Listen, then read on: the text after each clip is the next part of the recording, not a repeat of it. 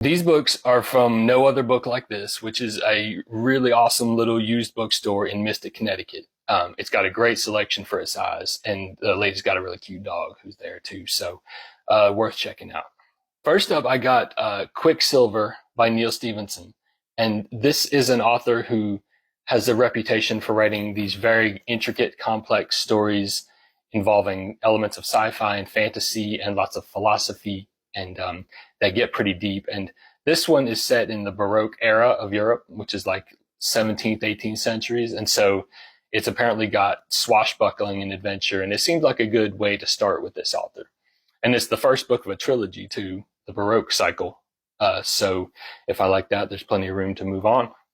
Next up is Foucault's Pendulum by Umberto Eco.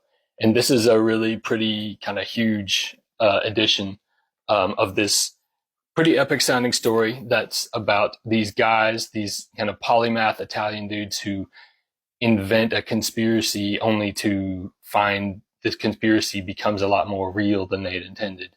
And I'm not exactly sure what that means. I'm just, paraphrasing what I've read about it, but it's the writing seems really beautiful, and that counts a lot for me. So I'll see what this is about. Then we have Taliesin by Stephen Lawhead, and this is the first of his Pendragon cycle. He wrote a lot of Arthurian adaptations, and I tend to like those. I think the Arthurian legend is beautiful, and it's complex, and it's got so much room for stories to come out of it. And I've heard this one so highly recommended that I found it in this bookstore and I wanted to check it out. So moving out of the sci-fi fantasy genre a little bit, I got The Crucible by Arthur Miller. This is a play about the Salem witch trials, and it's by the same guy who wrote Death of a Salesman. And I seen the movie with Daniel Day-Lewis, and I loved it. And my wife has been trying to get me to read the play for a long time because she's a really big fan of it. So I'm looking forward to check this out, and it's really short too. Then I got a couple of nonfiction books. The first one of those is At the Existentialist Cafe by Sarah Bakewell, and it's the true story of these three existentialist philosophers, Simone de Beauvoir and Jean-Paul Sartre, and who's the other one?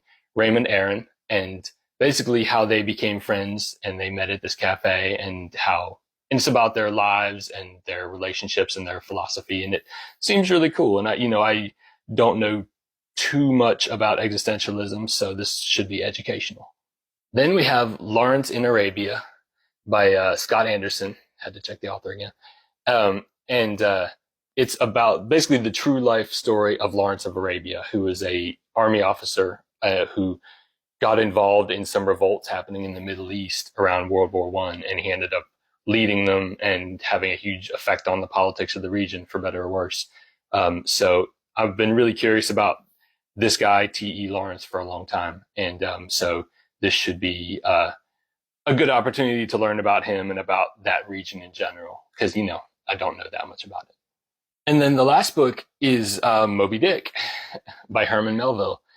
This came from Alice's Haunted Little Bookshop, which is a bookstore in Mystic, Connecticut that has a focus on horror and fantasy and kind of eeriness.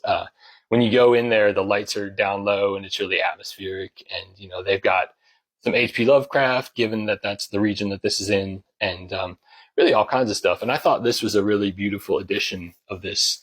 And I've always had the goal of reading this book someday. I've tried once and made it like 4 chapters in, but maybe this will be the time.